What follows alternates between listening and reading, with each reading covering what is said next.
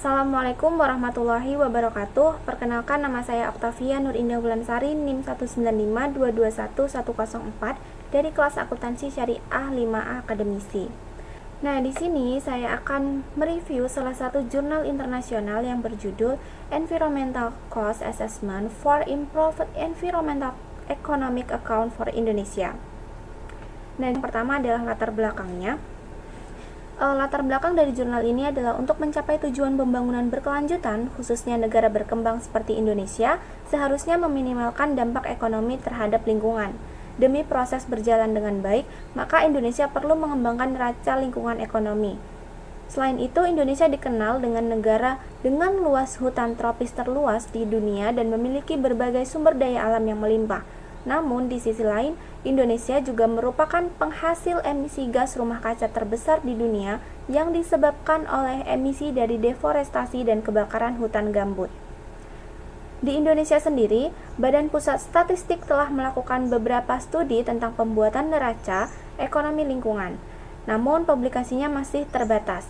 Namun, karena pengumpulan statistik lingkungan yang baru dapat memakan biaya yang besar, maka akan bermanfaat untuk menganalisis jenis neraca lingkungan mana yang relevan dengan sektor ekonomi. Nah, tujuan dari penelitian ini adalah untuk menilai prioritas perbaikan dan perluasan neraca lingkungan di Indonesia, sehingga mampu mengetahui total biaya lingkungan di Indonesia itu sendiri. Dalam jurnal ini tuh menggunakan dua pendekatan dalam akuntansi biaya lingkungan. Yang pertama adalah biaya yang terkait dengan degradasi lingkungan yang disebabkan oleh emisi, dan biaya yang terkait dengan penggunaan modal alam dan menipisnya sumber daya alam. Yang pertama adalah mengenai biaya degradasi lingkungan.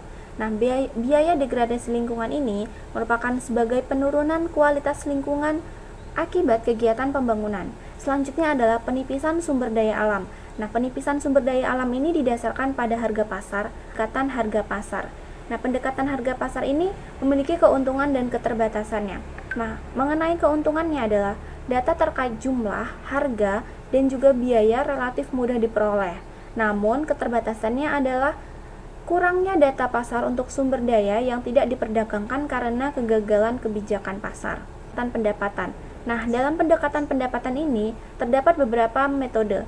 Yang pertama adalah metode harga bersih atau net price method. Terus metode nilai sekarang atau net present value, user cost method, dan appreciation method. Dalam jurnal ini juga menggunakan teori yang bernama Environmental Cost Accounting atau EMA, yaitu merupakan teori yang berusaha untuk memonetisasi berbagai bentuk tekanan lingkungan.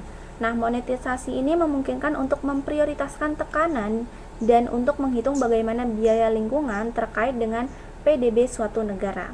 Nah, metode penelitian yang digunakan dalam penelitian ini adalah metode penelitian kualitatif dengan melakukan studi pustaka. Hasil penelitian.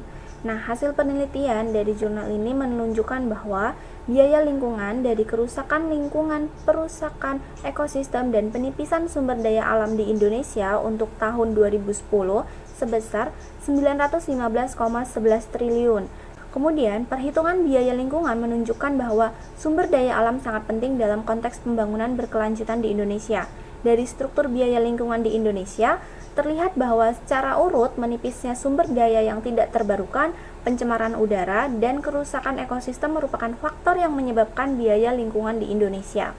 BPS telah melakukan langkah yang tepat untuk memprioritaskan penyusunan dan publikasi neraca ekonomi lingkungan yang meliputi neraca energi, mineral, dan sumber hutan yang teratur.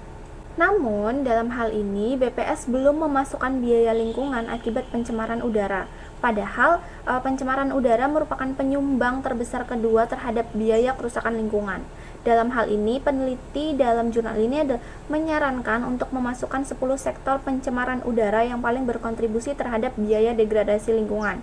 Indikasi dari penelitian ini adalah sebagai pedoman bagi pengambilan kebijakan dalam merumuskan kebijakan pembangunan ekonomi yang berwawasan lain.